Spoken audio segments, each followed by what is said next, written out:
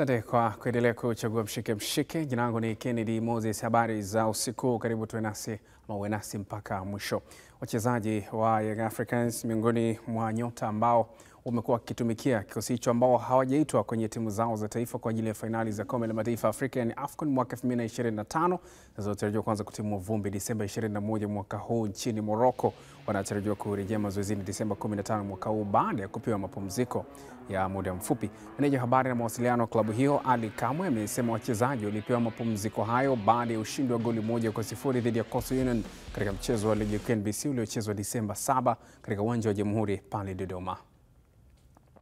Wachezaji wote ambao hawajaitwa kwenye timu zao za taifa, wachezaji wote ambao hawapo kwenye michuano ya AFCON, wachezaji wa Young African Sports Club wamepewa mapumziko kutoka siku ya tarehe 8 baada tu mchezo kuisha ya tarehe 7 mpaka tarehe 15. Tarehe 15 ikifika wanatakiwa waripoti mazoezini. Na wakiripoti mazoezini, programu iko vipi? Kiripoti tarehe 15 watafanya mazoezi mpaka tarehe 20. Wakifanya mpaka tarehe 20 patakuwa pana break nyingine kutoka tarehe 21 mpaka tarehe 28. Break hii ya kwanza ni break kwa sababu tumetoka kwenye mchaka wa mechi ambazo zimefuatana. Kwa hiyo tumewapa wachezaji wiki moja hapa ya kupumzika. Tarehe 15 wataripoti kambini kwa ajili ya kuendelea na mazoezi. Ikifika tarehe 20 itakuwa ni siku ya mwisho ya kufanya mazoezi, alafu tarehe 21 tutawaruhusu mpaka tarehe 28. Hapo mnafahamu patakuwa pana sikukuu za Christmas zimeingia hapo. Kwa hiyo tunatoa nafasi kwa wachezaji wetu waende kuwa karibu na familia zao, washerehekee pamoja sikukuu za Christmas. Tarehe 29 wachezaji hawa watakiwa waripoti tena kambini. Kwa muda wa kula bata tarehe 21 mpaka tarehe 28. Tarehe 29 wanatakiwa waripoti tena kambini. Wakiripoti kambini tarehe 29 ndio wanaendelea moja kwa moja mpaka mwezi wa kwanza. Hatujui mwezi wa kwanza ratiba ya bodi ya ligi nini kitatokea, lakini tunajua na tuna uhakika mwezi wa kwanza Young Africans tutakuwa na mechi ya away ya CAF Champions League dhidi ya Ahli, na mechi itafanyika tarehe 23. Kwa hiyo tunaweza kutokea program hapa pakawa na michezo ya ligi. Hatujajua bado, tunasubiri mwongozo kutoka bodi ya ligi, lakini wakiripoti tarehe 29 maana yake maandalizi sasa ya mechi zote zinazofuatia yataanzia hapa.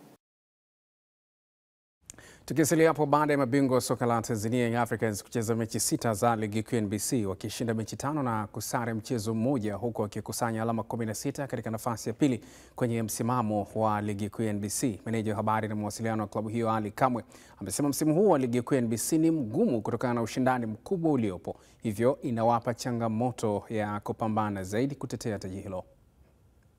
Ni ngumu, tupambane, tuhakikishe kila mechi tunajiandaa vizuri. Tumeona mechi hapa msimu huu. Mechi ambayo tumeshinda goli nyingi ni KMC, goli 4. Sio utaratibu wetu Yanga. Si utaratibu wetu, 5 hizi ni shughuli za kawaida kabisa. Lakini msimu huu goli 2 tunatafuta kwa tochi, ndugu zangu. Ligi ngumu. Nyie mnazungumza tu Yanga quality imedrop. Sawa, lakini wapinzani mnawaonaje? Mnawaonaje wapinzani ndugu zangu? Ligi ngumu. Wakati huo wachezaji nyota wa Young Africans wanaosumbuliwa na majeraha Clement Mzize na Mudathir wanaendelea vizuri na matibabu, hivyo wanatarajiwa kurejea kikosini mapema mwakani. Habari njema kwa Kwasi Atola Yao, ameshaondoka kwenye idara yetu ya medical, amekwenda sasa kwenye fitness. Chances za kurudi kwa mujibu wa madaktari ni Januari mwishoni au Februari mwanzoni. Januari mwishoni au Februari mwanzoni.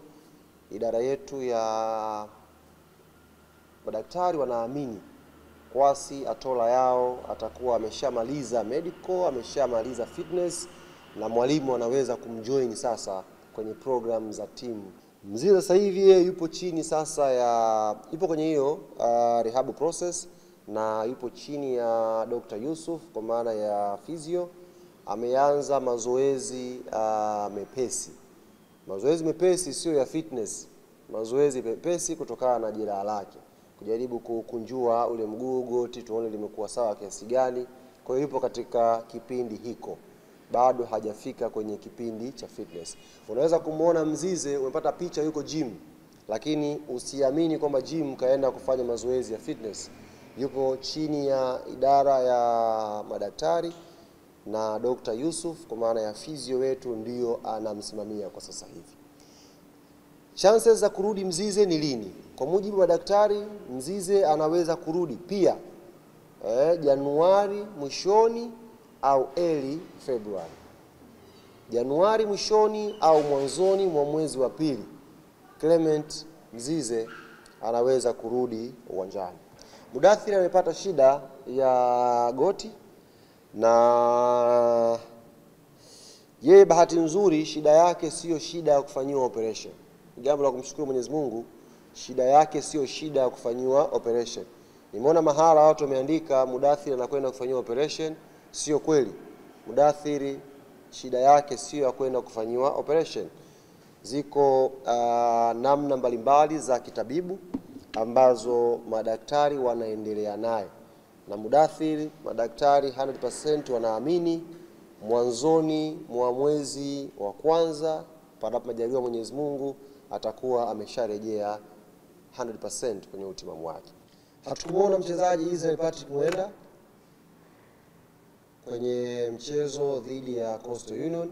Ni regular starter, anapokosekana kwenye timu lazima kuwe kuna maswali. Mwenda yeye alipata shida ya maradhi kawaida, alipata malaria, lakini hivi tunavyozungumza anaendelea vizuri alhamdulillah. Mchezaji mwingine ambaye alipata shida hiyo ni Edmund John, naye alipata tu homa kawaida pamoja na Azizi Andamwile. Katika hatua nyingine, klabu ya Young Africans inatarajia kuja na mpango mkakati wa kukutanisha matawi ya mashabiki wake nchini kote kupitia mchezo wa mpira wa miguu ili kuweza kujadili namna ya kuyaendea mashindano ya Ligi ya Mabingwa Afrika yatakaporejea mwanzoni mwa mwezi Januari hapo mwakani. Mwezi huu wa 12, idara ya wanachama ikishirikiana na idara ya habari tutakuwa tunatembelea matawi yetu ya hapa Dar es Salaam na mikoa ya jirani. Lakini tunapowatembelea tutakuwa tunatengeneza mechi za kuchezwa tawi na tawi. Mshindi tutakuja na zawadi sisi. Kwa hiyo kwenye level ya matawi huko tutakutana hapa chini ya mratibu wetu Shabani Mgonjwa wa hapa Dar es Salaam na Pwani kuandaa hizi. Kwa hiyo andaeni timu. Na siku tutatangaza hapa tawi la Tandale mnaumana na tawi labda la Mzinga Kongoe. Tutawaambia tunakwenda kucheza wapi, tunakutana. Lengo ni kutengeneza ukaribu zaidi, kuhamasishana wanachama kujiunga na kuwa pamoja kwenye shughuli zetu. Kwa hiyo matawi tujiandae. Tutakuwa tunatoa programu hizi na tutakuwa tunawatembelea kwa ajili ya hizi mechi za hapa na pale. Lengo ni kujenga ukaribu kama nilivyosema, na tujadiliane kuhusu maandalizi ya Al Ahly. Hiki kipengele muhimu sana ndugu zanguni wana Yanga. Kipengele muhimu sana, na hii tunaofanya kutembelea matawi, hii tunacheza mechi, it's not for fun. Moja ya agenda ambayo tunakuja nayo ni kuweka sasa mipango yetu vizuri kuelekea mechi ya Ahly.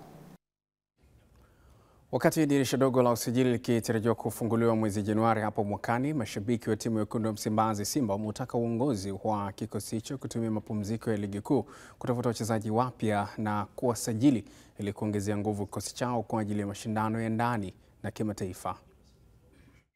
Bado katika namba 4 na 5 hatuko sawa, niseme uongo. Namba 2 mbadala wa Kapombe yupo lakini hatoshi. Kwa sababu Kapombe sasa hivi maji kupo maji kujaa, mara yupo mara hayupo, anaingia anatoka. Na ukiangalia magoli mengi ambayo Simba imepoteza, mengi yameanzia upande wa kulia wa Shomari Kapombe, kwa sababu Kapombe anaumia na ile timu. Kwa hiyo anajaribu kupanda ili aweze kuleta kitu katika timu, na anapopanda ndio anapoacha huku nafasi inakuwa wazi, na ndio magoli mengi yanatengenezwa kupitia upande wake. Kwa hiyo tunahitaji namba 2 ambaye ataweza kusaidiana na Kapombe na Duchu. Vile vile tunahitaji namba 4 na 5.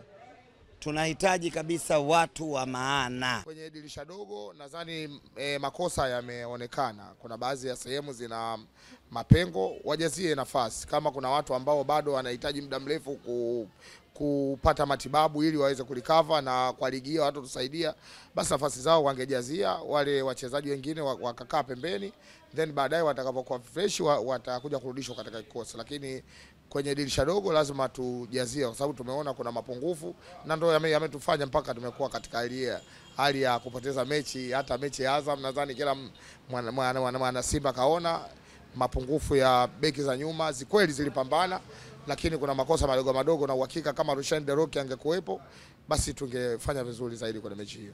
Na timu si kwamba ina mapungufu ya udhaifu kama tunavyofikiria, hapana. Yaani ni changamoto za mpira. Mpira ninasema ni changamoto. Mpira ni mistake. Ukikosea wenzako wanapita. Ukipatia safari inaelekea. Kwa hiyo mimi nashauri tu uongozi wakae pamoja, wajadili, watakafari, wakae walijadili vizuri kwa mapana. Timu bado haiko vibaya. Ni marekebisho machache. Simba itasimama kama Simba.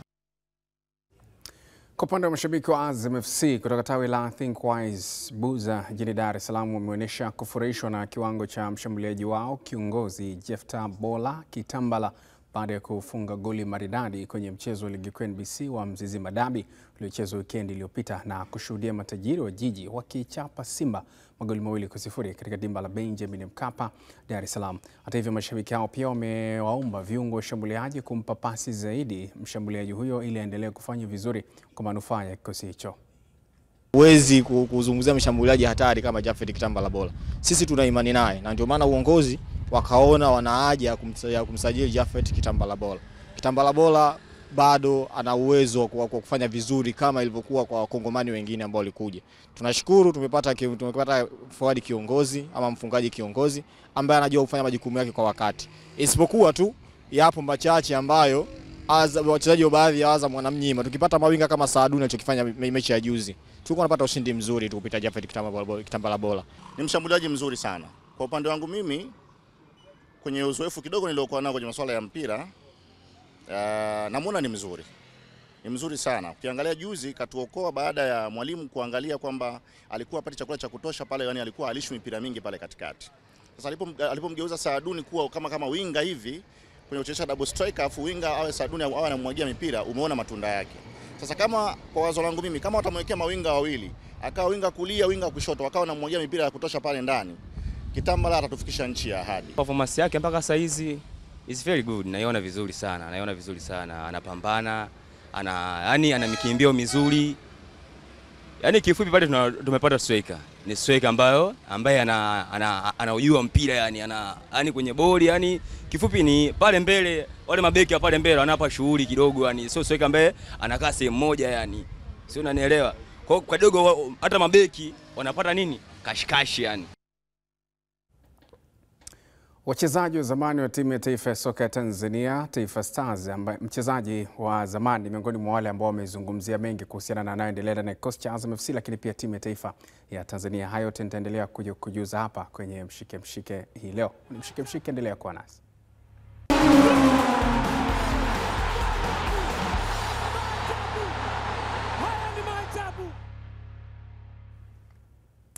Asante kwa kuendelea kwa nasi. Tuendelee kuangazia tulionayo mezani leo. Mchezaji wa zamani wa timu ya taifa ya soka ya Tanzania, Taifa Stars, ambaye pia amewahi kuchezea timu ya Bandari ya kule Kenya, Ramadhani Mkami, ameonyesha imani kubwa kwa kikosi cha timu hiyo ambacho kitashiriki fainali za Kombe la Mataifa Afrika, yani AFCON 2025 mwaka huu kule nchini Morocco. Ramadhani, ambaye pia ni baba mdogo wa kiungo wa Azam FC Himid Mao Mkami, amewataka wachezaji wa timu ya taifa ya Tanzania, Taifa Stars, kwenda kuvuja jasho na damu kwa ajili ya nchi.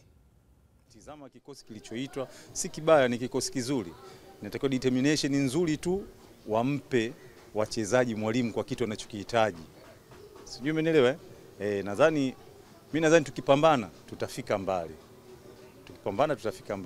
Mimi na imani hiyo. Tukipambana tunafika mbali. Kulingana na ligi yetu, wachezaji wageni wanaonekana kama wako juu, lakini bado walimu wanahitaji kuwapa muda wachezaji wetu wa Tanzania, watapata nafasi na muda huo wanao, sio kwamba hawana muda, wanao. Tutaanza kuona polepole, lakini haiwezi kuja ghafla kama vile wanavyodhani watu. Ni vitu vitaingia polepole na wachezaji wetu watakuwa wengi tu kwenye hizo timu husika. Tukisalia hapo, msanii wa kizazi kipya na mhamasishaji mkubwa wa timu ya taifa ya soka ya Tanzania Frank Felix maarufu kama Fobe Official ametoa maoni yake na kuitakia kila laheri Taifa Stars kwenye michuano ya AFCON mwaka 2025 inatarajiwa kuanza kutimua vumbi kule Morocco kuanzia Disemba 21 mwaka huu. Nimefurahi sana kuona kikosi cha taifa kilichotangazwa na Miguel Gamot, mtu hatari kabisa. Mimi nimeridhishwa nacho kwa sababu ukiona kikosi kinatangazwa alafu hakuna kelele nyingi, basi ujue kocha kapatia. Mara zote kikosi cha taifa kilikuwa kikitangazwa, basi makelele yanakuwa mengi. Mbona fulani hayupo, mbona hivyo, unanielewa? Kwa hiyo wachezaji hawa wameonyesha viwango kwenye ligi ya ndani, hata wanaocheza nje wameonyesha viwango. Umeelewa? Kwa hiyo waliochaguliwa kiukweli wako sahihi kabisa. AFCON iliyopita nakumbuka mimi nilienda kushuhudia angalau mechi mbili za mwisho pale Ivory Coast.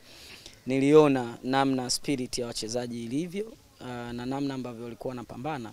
Mwaka huu naamini tutavuka zaidi tofauti na hata AFCON iliyopita, kwa sababu kuna vijana wengi sana wamechukuliwa, na nielewa damu changa ambayo inataka kuonesha inataka kupata nafasi zaidi kwenye timu yao ya taifa. Unanielewa? Si tu kwenye timu ya taifa, hata kwenye vilabu vyao, ama waende mbele zaidi kuchukuliwa kama ambavyo mifano ipo kwa kaka zetu kina Mbwana Samata, unanielewa, wale wanaocheza nje. So naamini kuna watu wengi sana ambao wanatamani kufanya vizuri ili waweze kupata timu kubwa zaidi na kuendelea kutengeneza career zao za mpira wa miguu. Mimi niwaombe wa Tanzania tuungane, hata kama watu hawataenda au kwenda kushuhudia kule Morocco, lakini tulioko huku kwenye mitandao tupambane sana kuposti na kuhamasisha, unanielewa.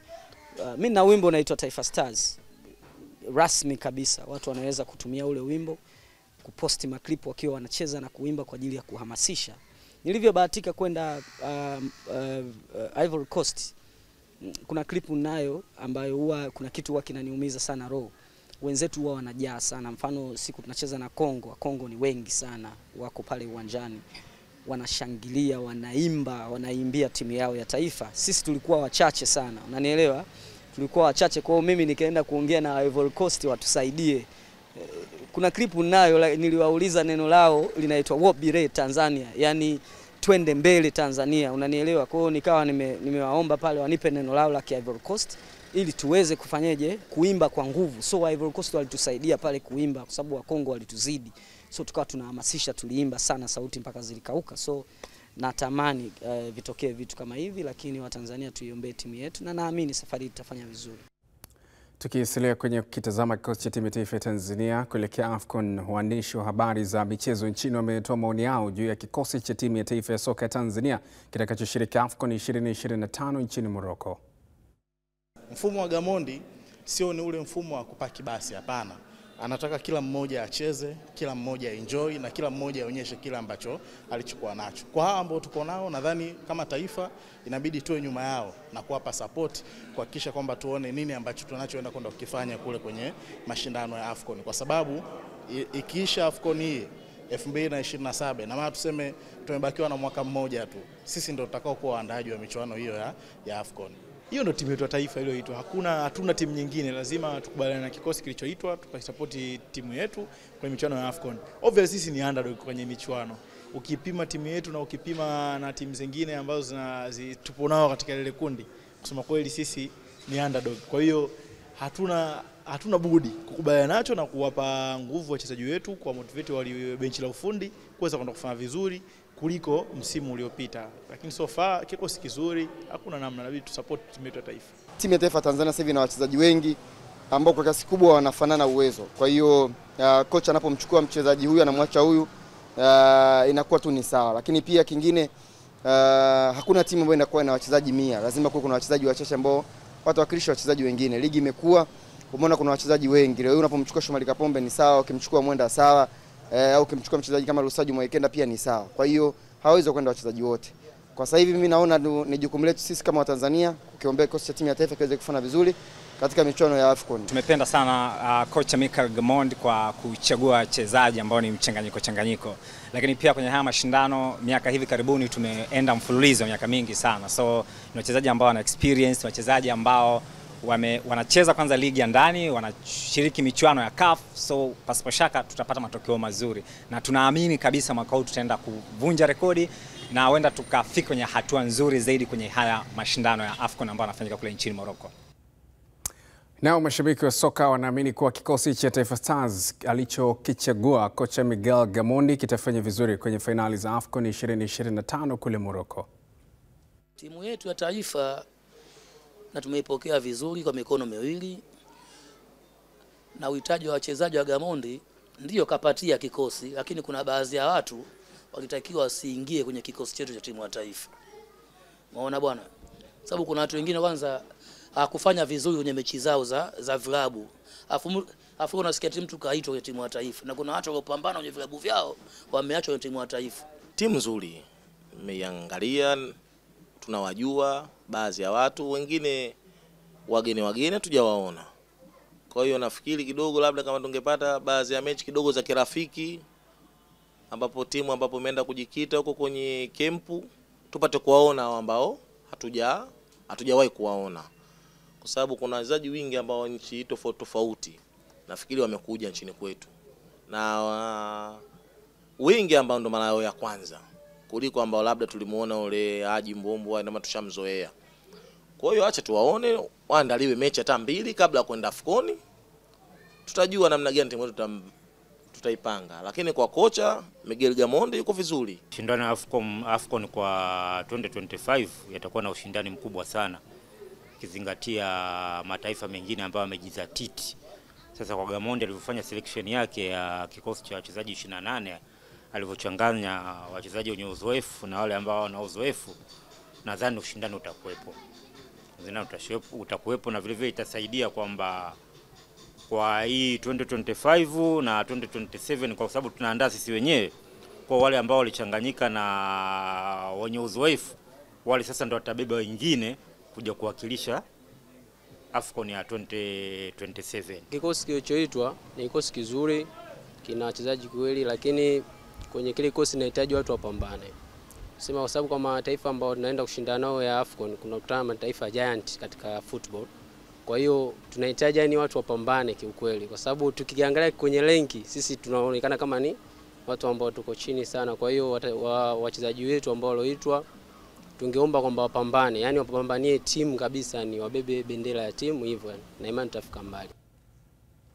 Naam, tuangalie sasa uchambuzi zaidi kuhusiana na kampeni hiyo ya Tanzania kuelekea AFCON. Tunaungana na mchambuzi wa masuala ya soka Philip Nkini kuweza kuzungumza naye mwalimu matatu. Philip, karibu. Asante kaka. Mambo yanaenda? Safi, mambo yanaenda. Au sio? Ndio. Haya, bana, tuanzie hapa kwenye hawa nyota 28 ambao rasmi mpaka sasa ndio ambao wameorodheshwa kwenye kikosi cha timu ya taifa ya Tanzania Stars ambacho kinakwenda kushiriki AFCON. Yeah. So far mpaka sasa hivi kwa idadi hii na nyota ambao unawaona, kuna chochote nadhani kinapaswa kujadiliwa mkoa mjadala? Kwa kitazama kwa timu, kikosi ambacho kimeitwa kiko vizuri, kimebalance, ingawa kuna baadhi ya majina ungetamani uyaone kwenye hicho kikosi lakini hauyaoni, lakini kwa uzoefu, mfano ukiniambia mimi, kwa sababu tuna wachezaji ambao ni 85% kwenye ligi, kama una kiungo bora kwenye ligi umemchukua beki bora, basi kwa wakati husika mshambuliaji bora kwenye ligi ulikuwa unatakiwa lazima uone kwenye kikosi. Kumkosa mtu kama Paul Peter, Saleh Karabaka, nafikiri kuna balance fulani imepungua, kwa sababu timu yetu pamoja na vitu vyote inahitaji mchezaji ambao anafunga sana. Tumeshindwa kufunga kwenye kipindi cha nyuma. Kwa faida ya mtazamaji nimpitishe kwenye majina ya nyota 28 ambao wapo kwenye kikosi cha timu ya taifa ya Tanzania hivi sasa. Yakub Suleiman kutoka Kuno Msimbazi Simba, Hussein Masalanga Singida Black Stars, Zuberi Foba Azam FC, Bakari Mwamnyeto Young Africans, Shomari Kapombe Simba Sports Club, Lusajo Mwaikenda Azam FC, Mohamed Hussein Young Africans, Nixon Kibabage Singida Black Stars, Alphonse Mabula Shamak Azerbaijan, lakini Wilson Nangu Kuno Msimbazi Simba, Novantus Dismas Uturuki, Calvin Nation Pamba Jiji, Pascal Msindo Azam FC, Ibrahim Abdullah Young Africans, Haji Mnoga Suffolk City ya kule Uingereza, Dickson Job Young Africans, Habibu Idi Singida Black Stars, Tarin Yalakia miongoni mwa nyota pia ambao wanakipiga kule Uingereza, lakini Charles Momwa Florida FC, Malia Katipo Yusuf Kagoma Mkono Msimbazi Simba, Faisal Salum Azam FC, Molis Abraham Simba, Abdul Suleiman maarufu kama Sopu Azam FC, Idi Suleiman maarufu kama Nado Azam FC, Kibu Dennis Prosper Azam FC, Bwana Samata Rehalve ya Ufaransa, Kelvin John ya kule Denmark, lakini Simon Msuva yanakipiga Al Talab ya kule Iraq. Hawa ndio nyota 28 ambao wanaunda kikosi cha Miguel Gamondi. Ni timu ambayo imebalance kwenye ligi. Timu nyingi ambazo zina wachezaji wengi wanacheza kwenye ligi na wamefanya vizuri, kwa sababu ukitazama hapo utaona una wachezaji 6 Simba, 6 Azam, 5 Yanga na mchezaji mmoja wa Pamba kwa wale wanaotoka ligi ya ndani. Kwa hiyo una shaka, ingawa ukitazama kwa ujumla unaona kwamba ni wachezaji ambao wanatakiwa wakafanye kazi kubwa zaidi kuliko wale ambao walishiriki AFCON ambazo zimepita. Sababu hapa sasa hivi sio issue tena kufuzu. Kuna kipindi nyuma walikuwa unaweza kusema kwamba tumefuzu, tunashangilia. Sasa hivi ni issue ya kwenda kukusanya pointi. Ukitazama si kuanzia huko nyuma, rekodi kubwa ambayo tunaona ya pointi 2 ambao tumekusanya huko nyuma. Kwa hiyo tunatakiwa angalau basi tupate ushindi kwenye mechi moja ili tuweke rekodi mpya kwenda kujiandaa na AFCON inayofuata 2027. Haya, kama ambavyo umezungumza, bado Tanzania inatafuta ushindi wake wa kwanza kwenye michuano hii ya AFCON. Tuanze sasa kuangalia safari ilivyokuwa tangu mwaka 1980 ambapo ilikuwa mara ya kwanza kwa Stars kushiriki michuano ya AFCON. Hapo walicheza michezo mitatu. Dhidi ya Nigeria walipoteza 1-0, dhidi ya Misri 2-1, dhidi ya Ivory Coast sare ya 1-1. Na hii ilikuwa ni 3-1 dhidi ya Nigeria. Kifupi hapa pana hivi palikuwa bado sare pekee. Hapa tulipata sare, lakini hao Nigeria ambao walifunga goli 3-1 tupo nao tena kwa kundi ambalo tunaenda kushiriki sasa hivi. Kwa hiyo ni sehemu ya kwenda kujiuliza maswali tena, kwa sababu kipindi hicho walikuwa nafikiri wanashika nafasi ya kwanza kwenye ubora wa soka la Afrika. Kwa hiyo sasa hivi tumebadilika, hatuwezi kuwa kama tulivyokuwa kipindi hicho cha nyuma. Sio? Ngoja tuendelee kuangalia safari yao hii, kwa sababu baada ya hapa pia walikuja kushiriki wakati mwingine. Ukiacha mwaka 1980 ikapita miaka mingi sana mpaka 2019, umri wa mtu huo. Kwa mbali sana. Hapo wakakipiga dhidi ya Senegal 2-0, akapoteza Tanzania, dhidi ya Kenya akapoteza magoli 3-2, lakini pia dhidi ya Algeria Tanzania alipoteza magoli 3-0. Hapa kipindi hicho pia hatukuwa na shaka sana na mechi dhidi ya Senegal. Tulikuwa tunaamini tunaweza kupoteza kwa Senegal, tulikuwa tunaamini tunaweza kupoteza kwa Algeria, lakini ukumbuke mechi ambayo ilikuwa gumzo kabisa kwenye mashindano haya ni mechi kati ya Tanzania na Kenya. Kulikuwa kuna vita kubwa sana ya kwamba ni nani ana uwezo wa kumfunga mwenzie kwenye mashindano. Na nafikiri kwenye hili kundi mechi bora zaidi kwetu ilikuwa dhidi ya Kenya, lakini tufanya makosa mwishoni tukaja tukapoteza hiyo mechi. Ilikuwa sio mechi ya kupoteza kwa sababu tulionyesha uwezo mzuri sana. Ukiangalia hapa kuna Kenya kutoka Sekafa hii ya kwetu hapa Afrika Mashariki. Wakati huu Kenya walikuwa bado wanapambana kuwa bora zaidi kuliko Tanzania. Lakini kwa sasa hivi timu za Tanzania na klabu zimeonyesha kuwa bora sana kwenye Sekafa. Mbadiliko ni tofauti. Tuna Uganda kwenye kundi la msimu. Tuna Uganda ambao kwetu sisi Uganda wamekuwa kwenye viwango vya FIFA wametuzidi. Kwenye kundi letu sisi ndio underdog kwenye vile viwango, lakini bado sisi Uganda unaona kuna wakati tuliwahi kufuzu kwa kuwafunga wao. Tukapata tiketi ya kufuzu kwenye mashindano ya AFCON. Kwa hiyo nafikiri bado tuna uwezo wa kufanya vizuri zaidi, kwa sababu kwenye ubora wa ligi wachezaji wetu wengi wametoka kwenye ligi na wana uwezo wa kusaidia kwenye mashindano sasa hivi. Shikilia hapo Nkini, tarejea kwa ajili ya uchambuzi zaidi. Tusiondoke kwanza, tumkumbushe mtazamaji tumekamilisha nusu saa ya kwanza ya Mshike Mshike hii leo. Hapa ambayo tutakuja kukujuza kwenye Mshike Mshike sehemu ya pili. Miongoni mwa ambao tutakuja kukujuza ni pamoja na haya. Timu za Tanzania kutoka ligi kuu NBC zajipanga na usajili wa dirisha dogo mapema mwezi Januari. Wale Mshike Mshike, endelea kuwa nasi, tutarejea.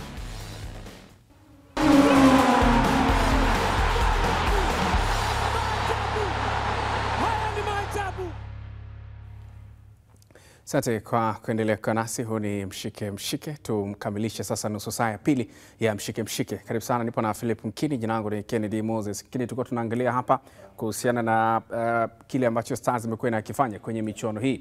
Kwa mfano tulikuwa tunagusia hapa, hii ilikuwa ni AFCON 2019 kwa kuna Senegal hapo ambaye ni miongoni pia mwa majiants wa soka barani Afrika, lakini pia kuna Algeria. Kifupi kundi hili ni tata sana. Nini ulikiona hapa tulikuwa tunamalizia muda ule hasa? Kwetu zilikuwa timu hizo mbili.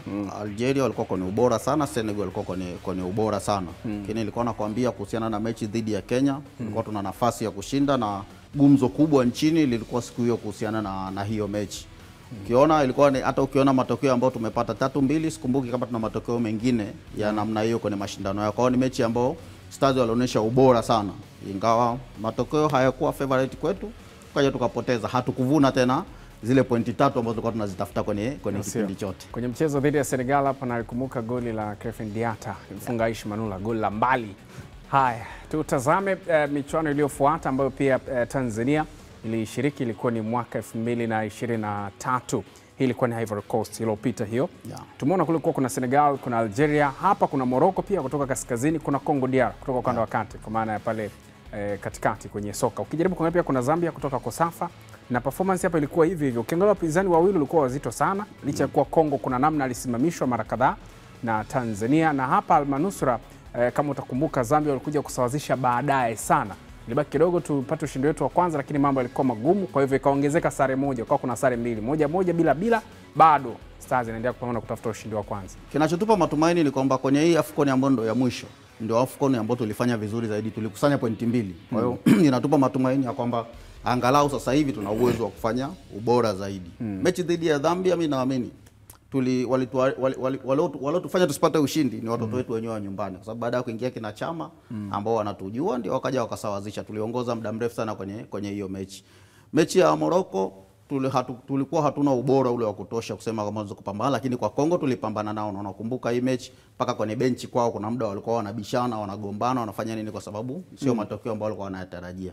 Mimi naamini sasa hivi tunakwenda tofauti na tulivyofanya huko nyuma. Wachezaji wetu wengi wameshakomaa. Ukizitazama hizi mechi, unakwenda kwenye mechi ambazo kwanza zimekaribiana toka tarehe 23 mpaka tarehe 30, na maana ndani ya siku 7 tunacheza mechi 3 ambazo zote ni ngumu.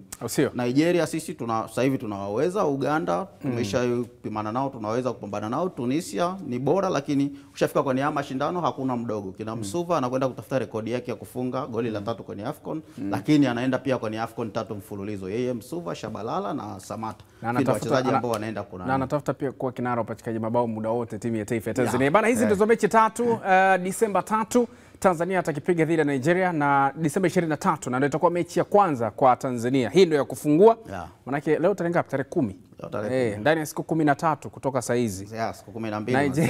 Watu dume sana. Stars atakutana nao mechi yake ya kwanza. Baada ya hapo mechi dhidi ya Uganda itakuwa Disemba 27. Mechi nyingine ya mwisho itakuwa ni Disemba 30 dhidi ya Tunisia. Bana, alama 2 pekee ndizo ambazo ndo matokeo makubwa sana Stars kuyapata kwenye mechi za AFCON. Ukiangalia hapa kwa haraka unaziona ngapi na kwa nini? Za Uganda tunaweza tukazichukua kama wachezaji wakijitoa ya kutosha. Sioni kama Uganda wana timu bora zaidi kwa sasa.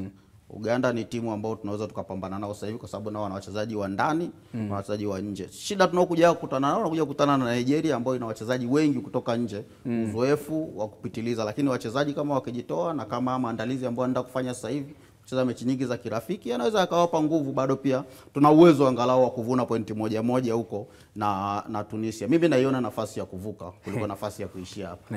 Unajua hadithi ya Daudi na Goliath? Kwenye tusubiri tu nitakuwaje. Bana, ngoma hii itakuwa live kwenye kisimuzi cha Azam TV.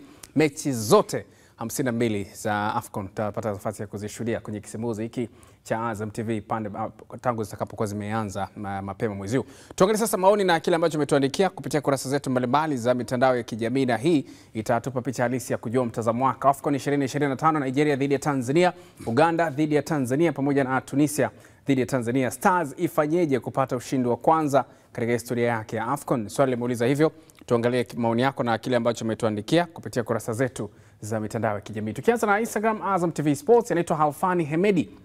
Anasema kutoka Arusha Mianzini, kwa nature ya kundi lilivyo gumu, ila nafasi ya kufanya vizuri ipo endapo timu itajipanga na kutumia nafasi kadri itakavyopatikana. Kingine, tusiwekee timu matarajio makubwa sana, tusipe pressure, naamini tutafanya vizuri. David Wilson yeye anasema kwa mtazamo wangu wapambane kwa jasho lote, maana timu zote zina ubora mkubwa sana, hivyo ni wajibu wa wachezaji kujituma ipasavyo ili wapate ushindi. Lakini MC Yuan yeye anasema kutoka Zanzibar, kwa ushauri wangu kocha wetu Miguel Gamondi ni mtaalamu wa mechi kubwa kama hizi, najua atakuwa kalifanyia kazi eneo la mbele, yani umaliziaji, kwa maana hilo ndio lilikuwa eneo bovu kuliko yote. Kama atapanga kikosi vizuri tutashinda.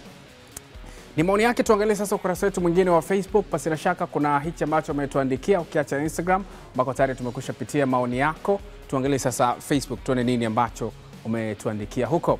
Anaitwa Matete Magesa, anasema wa Mwanza Ukerewe, kikubwa wachezaji wajitume na kufuata maelekezo ya walimu wao, kwani timu wanazokutana nazo ni timu nzuri na zenye ubora kisoka. Siri ya mafanikio ni kujituma na wapunguze makosa, hasa eneo la ulinzi. Ushindi utapatikana. Abdul Razak yule mrefu yanajitaifa anasema nipo Yombo kila kala. Siku zote timu inapokutana na timu iliyozidi kiwango, kinachotakiwa uwanjani ni kufanya kila jambo zaidi ya yule mkubwa, matumizi ya nguvu, kasi, akili na kadhalika. Kila laheri Taifa Stars amemaliza hivyo. Lakini King Bright wa Arusha anasema kikubwa wamtangulize Mungu kwanza, cha pili ni kufocus bila kuchoka. Pia wahakikishe wasichezee nafasi watakazozipata, pia wasiruhusu kusomwa mbinu zao na wapinzani. Naona itakuwa at least kidogo, japo mchezo hautabiriki. Ni maoni yake. Mengamwa nini hapo? Huyo wa mwisho. Wa mwisho. Yaani wa mwisho ameongea vizuri sana. Kwamba lazima waoneshe focus ya mwisho, lakini wasipoteze nafasi, lakini wamtegemee Mungu. Yaani hakuna njia nyingine yoyote ile. Sio? Yeah. Imani inabidi iambatane na matendo. Sio? Sahihi kabisa. Nashukuru sana kwa sababu mwingine wa kujadili mengi zaidi. Ni Philip Nkini, mchambuzi wa masuala ya soka, nikizungumza naye kuhusiana na kile ambacho nilikuwa na kujiuza hapa. Tuangeukie JKT Tanzania sasa, ambapo afisa habari wa kikosi hicho Masao Bwire amesema kocha wao Ahmad Ali kuna baadhi ya wachezaji amependekezwa waongezwe kwenye kikosi hicho, hivyo wakati wa usajili wa dirisha dogo mwezi Januari watatekeleza agizo hilo. Kwa sasa kikosi cha JKT Tanzania kipo mapumzikoni kabla ya kurejea tena mazoezini kujiandaa na ligi kuu NBC ambayo itarejea Januari 21 hapo mwakani.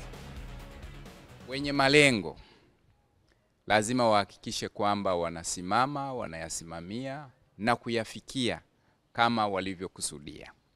Na ili ufike huko katika timu ya mpira wa miguu, lazima uhakikishe kwamba una kikosi imara, una kikosi bora, kikosi chenye upana wake, kikosi kilichojitosheleza. Wachezaji wawepo wenye ubora, na si mchezaji mmoja akikosekana basi mnaanza kulalamika sijui itakuweje, mashaka yanakuwa mengi. Kwa hiyo katika usajili wa dirisha dogo tuna imani kuna kitu tutakifanya, kwa sababu taarifa ya mwalimu imeomba maboresho katika baadhi ya nafasi. Katika nafasi ya golikipa, kumbuka golikipa mmoja tuliyekuwa naye alichukuliwa kaenda sehemu nyingine. Nafasi ya ulinzi kadhalika, kama mnafuatilia, Yakubu Suleiman Ali aliondoka na Nangu, aliondoka na Nangu wakaelekea huko walikoelekea. Kwa hiyo nafasi ya ulinzi, nafasi ya golikipa, lakini katika eneo la ushambuliaji pia mwalimu ameomba paongezwe. Kwa hiyo uongozi unayafanyia kazi hayo, kuona ni nani yuko wapi, tuzungumze naye, tufikie makubaliano, na hatimaye dirisha dogo litakapokuwa linaanza hiyo Januari 1 mpaka huko litakapokuwa limekamilika, basi tuweze kurekebisha ama kuongeza wachezaji katika kikosi chetu sanjali na matakwa ya benchi la ufundi. Naam, tuendelee kuangazia mengine tulionayo mezani. Uongozi wa klabu ya Fountain Gate FC kupitia kwa afisa habari Sambuzi umesema kwa sasa wachezaji wao wapo kwenye mapumziko mafupi kabla ya kurejea mazoezini, huku akithibitisha kwamba wakati wa dirisha dogo la usajili mwezi Januari hapo mwakani wataongeza wachezaji kwa ajili ya kuimarisha kikosi chao. Kuna maboresho machache ambayo tutayafanya. Timu yetu haina shida sana. Ukitazama namna ambavyo inacheza, kwa jicho la kishabiki unaweza ukaamini kwamba hakuna shida, na pengine tunaweza tusiongeza ama kuboresha kikosi chetu, lakini sisi ambao tupo ndani, ambao tunashinda kila siku kwenye uwanja wa mazoezi, kuna pahala tunaona bado tunahitaji kufanya maboresho kidogo, hususan kwenye eneo la ushambuliaji. Kwa ni kweli tupo sokoni, tunatafuta mfungaji, na sio mfungaji tu, mfungaji kweli kweli, mchezaji ambaye atakuja kuleta utofauti, kwa sababu wafungaji tunao, lakini awe mfungaji kweli kweli ambaye atatupa utofauti. Kwa hiyo kama kuna mchezaji yoyote wa Tanzania wanaona kabisa na DNA za timu yetu, sisi tuko tayari kumuona na tuko tayari kufanya naye kazi, lakini mchakato unaendelea na tayari yapo majina baadhi tumeanza kuzungumza nayo. Wale ambao watakubaliana na sisi basi mtaona tukifanya maingizo hayo, tukipata wachezaji 2 3 nadhani itasaidia zaidi, hasa kwenye eneo la mbele. Tunatarajia kurejea kambini tarehe 28 ya mwezi huu. ndipo tutarudi sasa rasmi kuona kama tutakuwa tumepata wachezaji wapya, basi tutaanza nao maandalizi mengine kuelekea kwenye mechi zetu zinazokuja huko mbele, hasa mzunguko wa 11 mpaka mzunguko wa 15 ambao ndio utatamatisha duru hii ya kwanza. Baada ya hilo tukiukia Jelaji la Tanzania Prison sasa, ambapo uongozi wa kikosi hicho umesema kuwa umejipanga kutumia dirisha dogo la usajili ili kuboresha kikosi chao hususan eneo la ushambuliaji. Afisa mtendaji wa timu hiyo Godfrey John Madegwa amesema hatua hiyo ni kutokana na ubutu wa kikosi hicho katika kufumania nyavu za wapinzani wao, jambo ambalo linawanyima alama 3 katika michezo ya ligi kuu ya NBC. Tunakusudia kuongeza watu. Actually tunakusudia kuongeza watu kwa sababu ukiangalia timu yetu, kwa yeyote ambaye ameona timu yetu, kimebaki swala la kuscore, kimebaki swala la kuweka mpira kwenye nyavu, ndio kitu ambacho sisi tumelaka. Kwa hiyo mwalimu ameshaleta ripoti yake tutaipitia na kama viongozi sisi wa timu, and then tutaipeleka makao makuu ya jeshi, and then nao watatupa maelekezo nini cha kufanya, lakini kimsingi lazima tutaongeza baadhi ya watu ambao watakuja moja kwa moja kuingia kwenye timu na kwenda kufanya kazi. Hii sehemu ya mbele kidogo ndio ina shida. Ukiangalia kutoka nyuma, goalkeeping, nyuma hapa mpaka katikati tuko vizuri. So far tuko vizuri. That's why unaona katika mechi zetu Coast tumefungwa 1-0, Namungo tufunga 1-0. Tumekuja kucheza na Tabora, ndio TRA by now, kufunga 1-0. Fountain watufunga 1-0. Angalia hiyo trend ya 1-0.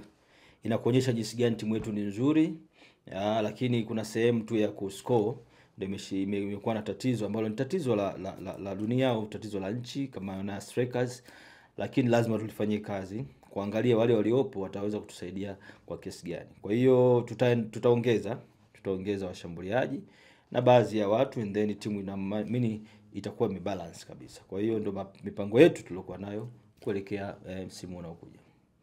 Tumekosa playmaker, yani mtu ambaye atakuwa yeye ndio ball dancer, anaita ball dancer, yule ambaye yuko very flexible, namba 8 na namba 10 ambaye atakuwa na push pale mbele. Kwa hiyo mapendekezo ya mwalimu ukiangalia yako very clear, kwa maana once tukipata wachezaji ambao wanapendekeza yeye kwa wakati na tukawapata in the right time, watatupush sana. Namba 8, 10, 11, 7, 9 hapa. Hii safu ya mbele ambayo ni kiungo mshambuliaji namba 8, then 10, 9, 7, wote hawa tukiwapata nadhani timu yetu itakuwa vizuri. Mbangula aliumia, akawa na tibu majeraha, alifanywa operation na sasa hivi amepona. Tuna kituo chetu cha Dar es Salaam, magereza Dar es Salaam, ambapo mara nyingi tunapelekaga askari wetu wakatrain pale. Na tuna kituo chetu kingine kiko Tanga, small prisons ya Tanga. Kwa hiyo Mbangula yuko Dar es Salaam na anacheza ligi pale kama kufanya mazoezi. Kwa hiyo baadaye tutamchukua, of course tutamchukua, mwalimu amwangalie fitness yake ikoje. Akipata game fitness nzuri, Mbangula anaingia moja kwa moja. Kwa hiyo stake kama Mbangula na pate watu wapiga cross hivi, tutakuwa vizuri, hope tutakuwa vizuri. Endelea kutazama Mshike, twende break, tutarejea. Usiondoke.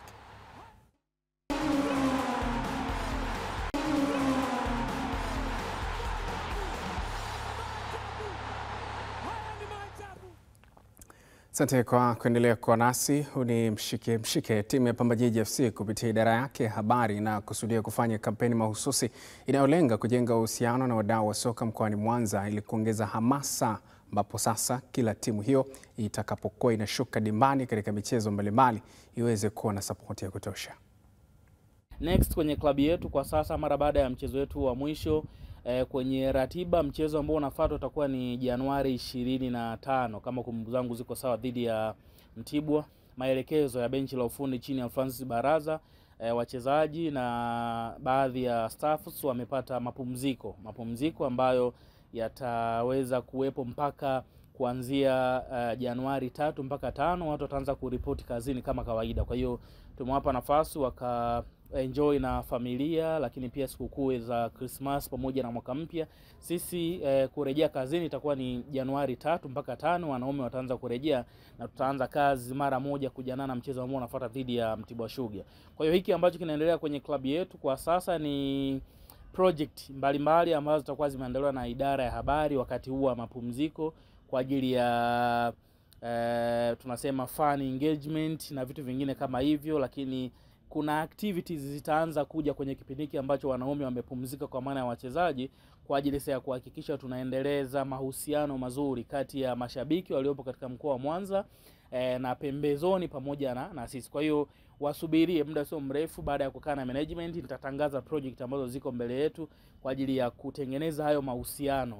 Tuna changamoto kubwa sana ya mashabiki, kwa hiyo kuna message zinatakiwa zianze kwenda kwa wao, waone wao wana deni la kuhakikisha wanaipambania nembo na klabu ya Pamba Jiji. Kwa hiyo tupeni muda, alafu mtaanza kuona nini ambacho tunakifanya. Tutawafikia, tuwasikilize hoja zao, kwa nini mwitikio ni mdogo, alafu tuje na way forward namna ya kufanya kuelekea tukija kupinduka kwa maana mwaka 2026 pamoja kwa kudra za Mwenyezi Mungu, basi tuanze kuzungumza lugha moja. Kwa hiyo kwa uchache wao na wale ambao wameendelea kutuunga mkono kwa mwaka 2025 tunawashukuru sana, lakini bado tunayo kazi ya kuhakikisha ukubwa wa klabu ya Pamba Jiji ni mkubwa kuliko hivi ambavyo watu wameendelea kujitokeza, lakini ziko sababu ambazo sisi tunataka tuwafikie, tukae nao kwa pamoja, tukubaliane changamoto ni nini na tutatue, tuone namna ipi sasa tunaipa hadhi klabu yetu. Nalo shirikisho la mpira wa miguu Tanzania TFF linaendesha programu ya soka ya kuvumbua, kutengeneza na kukuza vijana wenye umri wa kuanzia miaka 12 hadi 14. Programu hiyo kwa sasa inaendelea katika mkoa wa Lindi, ambapo hadi sasa tayari imefanyika wilaya ya Kilwa, Liwale, Nachingwea na Ruangwa na kupata vijana takriban 90. Akizungumza na Azam Sports, Maalim Saleh ni kocha kutoka dawati la ufundi la TFF. Sisi kazi yetu kuvumbua, kutengeneza na kukuza. Kwa hiyo wenzetu wanafanikiwa, wanaanza chini. Ndio maana unakuta sisi tunachagua umri mdogo vile vile tunafuata. Kwa sasa hivi tumepewa programu ya kuchagua kuanzia miaka 14, 13 na 12. Hapo mwanzo tulikuwa tunakwenda mikoani tu. Tunaishia mikoani lakini hatufiki wilayani. Lakini kwa vile ni fursa, wakubwa wetu wametueleza tufike hadi wilayani. Kweli mwamko ni mkubwa. Tumeenda Songea, tumepata watu wengi.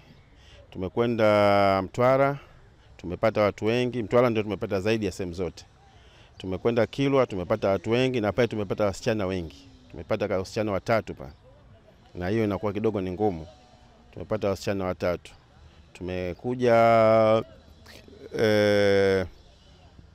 Ruangwa, tumepata vijana wazuri, na hapo ndio tumepata ile, tumeona kwamba ile talent yenyewe.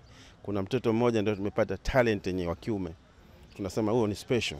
Hiyo ni shamsandi kwa mkuu wetu wa kitengo, kwamba ni special.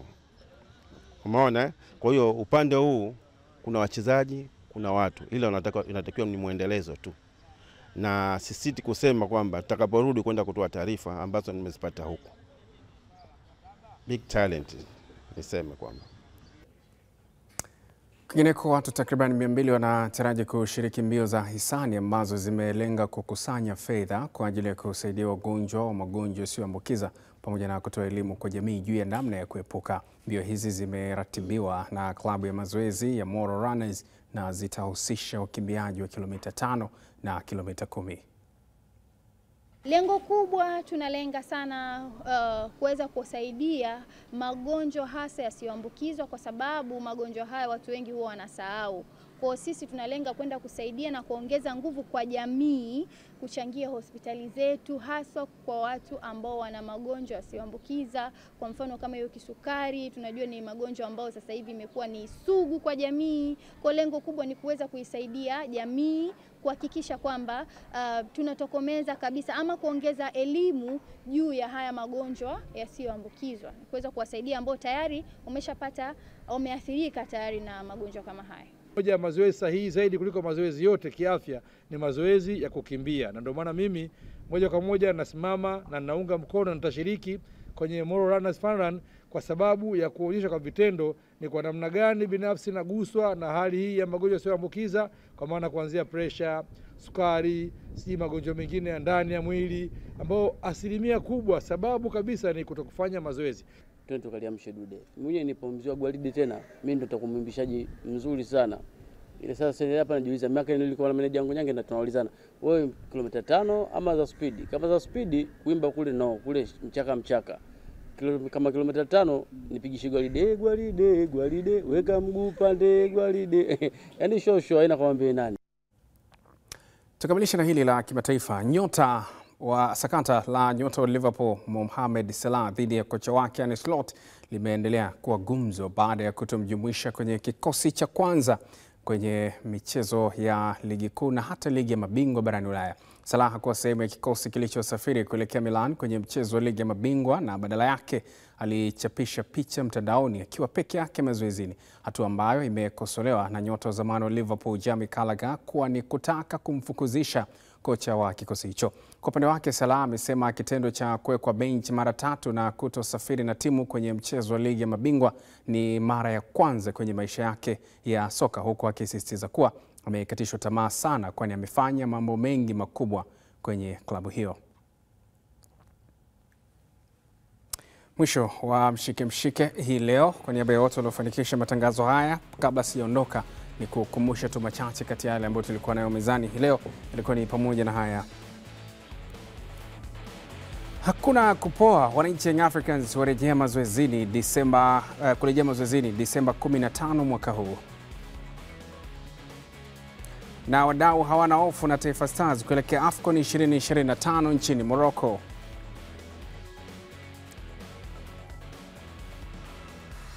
Na timu za ligi kuu NBC zajipanga na usajili wa dirisha dogo mapema mwezi Januari. Mwisho wa mshike hii leo. Kwa niaba ya wote waliofanikisha matangazo haya, jina langu ni Kennedy Moses. Uwe na usiku mwema.